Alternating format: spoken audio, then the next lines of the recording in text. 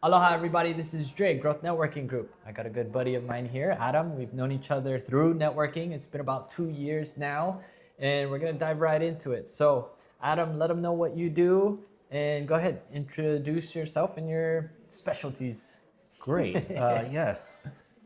I work in commercial and investment property lending, which basically means anything from acquisition, development, or refinance of residential non-owner occupied, or it can be owner occupied commercial or non-owner occupied commercial. Oh, nice. Yeah. Right on. How long have you been doing this now?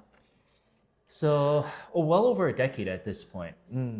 Gotcha. Yeah, I originally started with a mortgage bank that was doing just the residential lending. It was a very unique opportunity right here in Hawaii to have a Hawaii-based mortgage bank. And through looking at what our customers were giving us feedback on, it was like, we need more local options for financing these kind of properties. I've heard that before. Yeah. So many times either people think, we just have to go to one of the banks here, and if they say no, that's it. Or they go, oh, I have to call someone on the mainland, and the time difference and the hassle of not understanding the property and explaining to them what this property is unique for and why we have certain conditions or requirements can be a hassle for the borrowers. And so be able to say, hey, we have a local resource you can call. We can have more options and provide a professional environment for that. Yeah.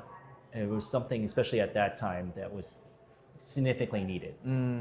So you've been doing this for as long as I've been pretty much doing windows or in construction. So what was one of the most impactful things in your life going through this whole decade of being in this industry?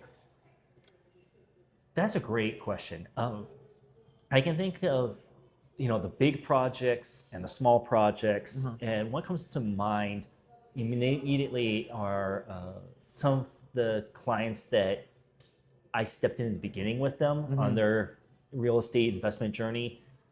One couple bought their first fix and flip home, and it was a property that had been abandoned for, I think it was over a decade at that point. The neighbors were very thankful that someone was going to be there on site and taking care of the property. And the experience that they had was that being rejected from one lender to the next. Right. And then having someone step in and be able to say, yeah, I'll work with you. Here's some things to know, some things to keep an eye out on, really helped them and gave them confidence. And they did multiple projects after that successful one. And later the wife got cancer. And so they had to put a pause on their work. But they had a portfolio of real estate that provided them income. And then when they needed to sell some of that real estate to help provide, to compensate for income and care, and it made a big difference for them. Man, that's amazing. So you were the icebreaker for that whole situation. Obviously, you don't plan for these kind of things, but imagine if they didn't. It could have been a whole different story. Oh yeah, for sure. And I think that's the power of real estate done well, is that they successfully provided opportunity to create housing here in Hawaii to local residents, and then also at the same time provide for themselves, and give them options later. Yeah, gotcha. Wow. How many things are you working on right now? Oh, I have too many in the pipeline. There's a variety. So some that are just starting, where we're gathering the paperwork, understanding what the objectives are, to those that we are very familiar with the borrower, and we have targeted whether they're going to go to a bank, whether they're going to go to a private investor to bridge them to be able to go back to a bank, or just doing a private lender loan where they starting from the ground, where they're literally just buying a lot. I gotcha. So I gotcha. Yeah. Wow. Any Bill 7s or any kind of commercial or multifamily stuff in the pipeline at the moment? Yeah. Right now, no Bill 7. I'd love to be able to work on a Bill 7 Okay. project. Well, there you go. If you guys are working on one, Adam's looking to jump on it. I'm trying to jump on it. Supply some windows to you guys. Let us know. Reach out. Yeah, with the way our community here on Oahu is, targeting the Bill 7 that has a specific purpose, I'd be more than happy to work on creating that capital stack. Amazing. To make it work. Right. I do have some multifamily projects on the mainland, some behavioral health and veterans care facilities that are looking for financing on the mainland as well, Okay. which I think is really, really helpful and important to be able to provide that. And I think that group is doing some amazing work, and a variety of other properties and projects from agriculture to development. Wow. Agriculture too, huh? Yes. Yeah. Wild. Are you doing any of this stuff in Kapolei? Nothing in Kapolei right Okay. now. Some stuff on the Big Island. That's where one of the egg projects is. Some construction on the Big Island in Texas, and then on the East Coast are the various commercial and development projects. Right. Okay, sweet. So aside from all this stuff, is there anything else that grabs your attention? You go surfing, you shoot pool, pickleball. Oh yeah, Everybody so pickleball. pickleball is that was a big wave the past couple of years for sure. Did you get the bug? Oh, for sure. I have multiple rackets. Oh, wow. Okay. I won't say I'm good, but Okay. I totally enjoy it. It's one of those things where it's approachable for a lot of different levels of play. Yeah, no, And absolutely. so That's what I like about it. it definitely, It's cool. and the people you meet in the community that you see regularly when you play. You play indoor at the Forte? I played a few times there, but oftentimes I play in the community parks. Okay. Ala Moana, Mother Waldron Park, sometimes the parks just up the street in Kaimaki. Okay. They have a great community there. And so you can find games just about anywhere on the island. Yeah. So it's awesome. Yeah, no, it's that popular. Yeah, I have a hard time playing indoors though. It throws me off. It's cooler, but yeah. It is much cooler though, Yeah. that's for sure. Yeah. Yeah. I think that the indoor pickleball community is great, but I just like free too. So Yeah, I can't play that. True. So what kind of paddles are you using at the moment? Or what is it? Did you pick one up recently or? No. So Because I've been out of the game for a while. I don't literally have like a nice paddle to play with. I go and I play. Yeah. yeah, I'm blanking on the one that I have right now. The main one. The ones that I've had one was just an intro level. Okay. One was medium level, and now I see so many professionals with the black carbon. Yeah, the carbon stuff and all that. Right. That's fine with me. I still have a lot to. You work with what you got. Yeah. What else? Do you surf too or? I haven't surfed for a while. Last Okay. time I went surfing was a number of years ago on Thanksgiving, though. Yeah. And so I was with a group of friends that we hadn't hung out for a while, and I went out, and it was a lot of fun. But it's just there's so much other stuff to do, and it's been so busy. So now, occasionally it will be basketball, more often pickleball now. Nice. Yeah, maybe a run here and there. Right. Yeah, I've been trying to pick that back up, man. I just haven't been putting in any miles. Haven't been hiking. I went for a dip, probably for like 10, 15 minutes. Did my grocery run, and then I went back home. So nothing crazy. Sometimes you just need that break and to say Just pause, chill. Yeah. Yeah, for a second, just reflect. Right? Mm-hmm. Yeah. How often you find yourself doing that? I've been purposely trying to carve out more time for that in the past few months. Like intentional, meditation type stuff? Really? So I'll put on a 10-minute mental health podcast and just take some deep breaths.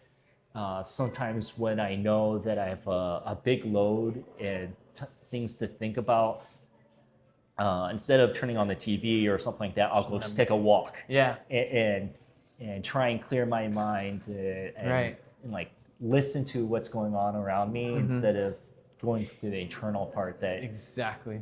sometimes can get away from me.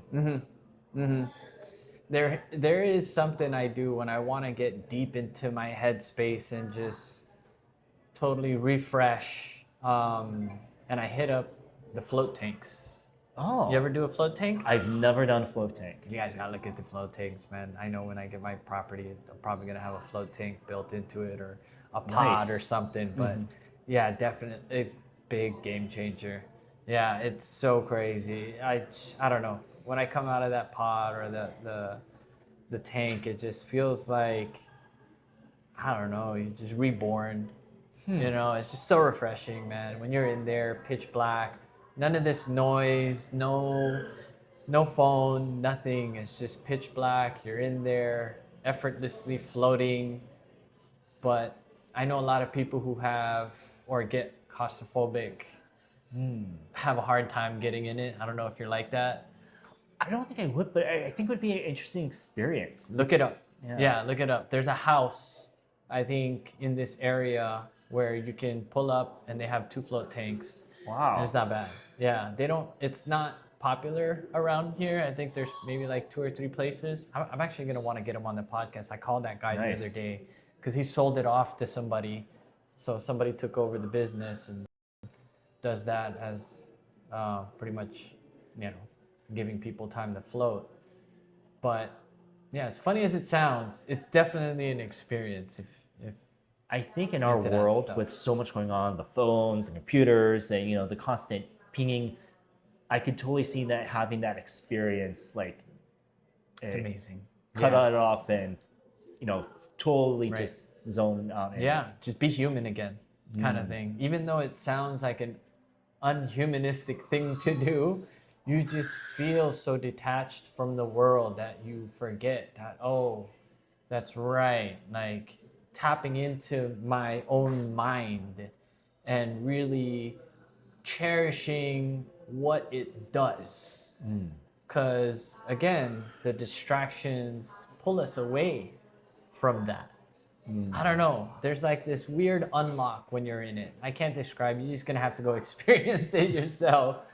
But yeah, Totally interested. Yeah. Because I find that sometimes when you're overwhelmed, or at least when I get overwhelmed with a bunch of stuff, just having a few long, deep breaths, it just kind of resets it. And if you have a lot going on, sometimes it feels like it can be harder to get away from everything, and going into an experience like that could be it's that a change. restart button is what it is. It's solid. But anyhow, let's jump into maybe like a nice little value add for the people. What is it maybe you have to say to some of the listeners, the viewers, anything, something inspirational, maybe a book, could be a quote. That's an interesting thing. So recently, I had someone remind me that with all the things that you feel like are weighing on you, sometimes you feel the responsibility to react to everything that someone is experiencing, and then you got to go save them for whether it's the project or say, hey, they need to make that phone call that they're not making. And there's like, sometimes you don't have to react to everything they're experiencing. You can control what you can control, and that way you're more effective working with them. And so I was recently feeling like, hey, this kind of has to do one thing or another, and I just had that reminder, and I was like, okay, here's what I can do, here's where I can help them, and not be so for like saving it, Right. And they handled it themselves, and it was totally fine. And by taking that step back, it was like, okay, here's what I can do, and I was totally effective. They we closed on time, and everything worked out great. Nice. So, yeah.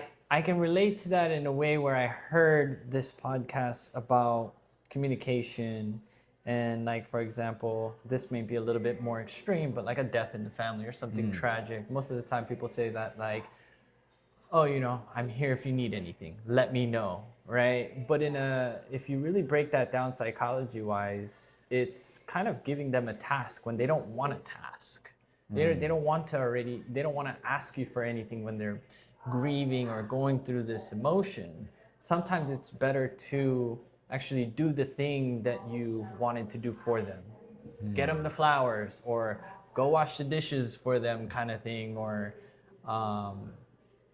just kind of more of like taking action and taking some of the burden off their plate versus, hey, let me know if you need anything. Because again, it's uncomfortable kind of, for me at least. I mean, I'm sure for most people too, but you don't know what to say. I mean, like, I feel that way too. And after I heard this, how to communicate in these circumstances, right? Like, it's good to like just do the thing that you were wanting to do versus getting them to reach out to you. So I don't know, again, how that correlates, but it just, for whatever reason, it clicked in my head, and I wanted to share that as a value add for myself. Appreciate when that. I asked you the question. So Those insights can help us have that communication when we experience that kind of environment or situation. Exactly. So yeah, man, where can people follow you? Do you use the Instagram and the LinkedIn or the Yeah, you email? can find me, Adam Hori, on LinkedIn, or Lanikai Capital Advisors. You will find me there, or on Google, right here in Hawaii. Call me anytime, so you don't have to worry about calling mainland or anywhere else. Call me anytime for that. And then, yeah, you'll easily find my website, lanikaicapitaladvisors.com. And feel free to ask any questions, submit a scenario. I'm happy to give feedback and what I see in a particular deal or option, to make it easier for everyone to close faster and to have a better experience. It's perfect. Adam, thanks for taking the time to do this. You guys, appreciate you tuning in. Aloha. Aloha. Let's go. Thank you, brother. I appreciate it, man. Yeah.